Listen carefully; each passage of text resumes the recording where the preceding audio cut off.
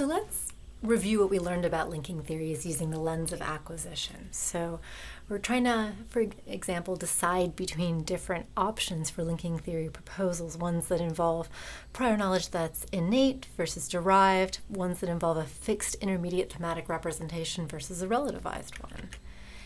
And so it seems that linking theory proposals relying on innate knowledge, like our classic Utah and Rutah, seem to require late maturation if they're going to be compatible with what we know about English children's developing verb knowledge. That's one thing, right?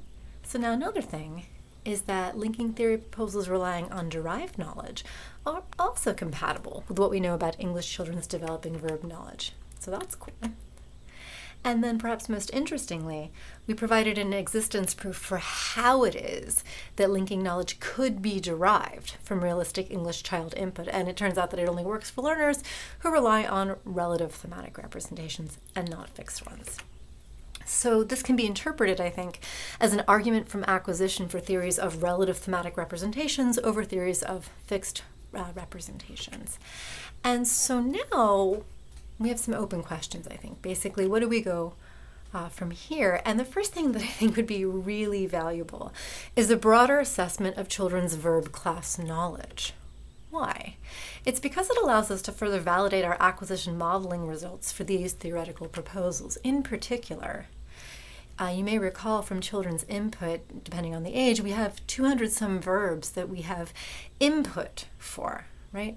But about children's known behavior, we have some number of classes that at most involve 82 of those verbs, right? Which means that there are nearly 200 verbs in each age that we have acquisition model predictions for based on children's input, but no behavioral data for to measure our model output against. So another thing is that we could look at models incorporating more cognitively plausible assumptions. Remember, both of the models that we looked at today were ideal learner models that were abstracting away to a more basic question of what was possible given children's input. And if we can incorporate more cognitively plausible assumptions into our models, we can, again, further validate our results for these different theoretical proposals. So for example, maybe we can incorporate memory and processing limitations into how children get their intake for acquisition, how they actually accomplish that inference process, so that we can answer this question, is what's useful, what we found here, actually usable by children who have these kinds of limitations. So that's one thing, who are constrained in this way. It's my constrained baby right there. Right? We can also incorporate more cognitively plausible assumptions about the developing grammar, right? With the idea that older kids might have more sophisticated representations, for example, of certain types of information. So let's consider a syntactic frame, which is one of the key pieces of information that our model learners used in their intake. If you have a sentence like "it seemed to be right," and we're looking for the verb seem, our basic frame right now incorporates the fact that you have a noun phrase preceding seem and a non-finite complement following it. But in fact, if you have a more sophisticated representation, you might know, if you're a child, that this noun phrase is raised from a position inside the finite, the non-finite IP. So, is raised from it. That's right, inside the non-finite IP. So that's useful to know. Right? That's a more detailed representation that maybe can get you more mileage in terms of putting verbs together that belong together, keeping verbs apart that belong apart. Now also we can have more cognitively plausible assumptions about the target state. So remember that here we were predicting these verb classes that were in the child's developing grammar on the basis of the behavioral data available.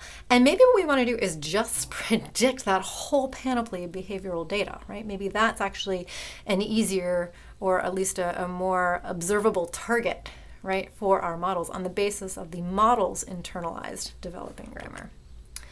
So another thing that we can do, which I think is really worth thinking about, is investigate if there are other theoretical options for linking theories, for linking thematic role information to syntactic structure that are compatible with what we know about development. And we can use these acquisition modeling approaches that I showed you here to investigate these theoretical options.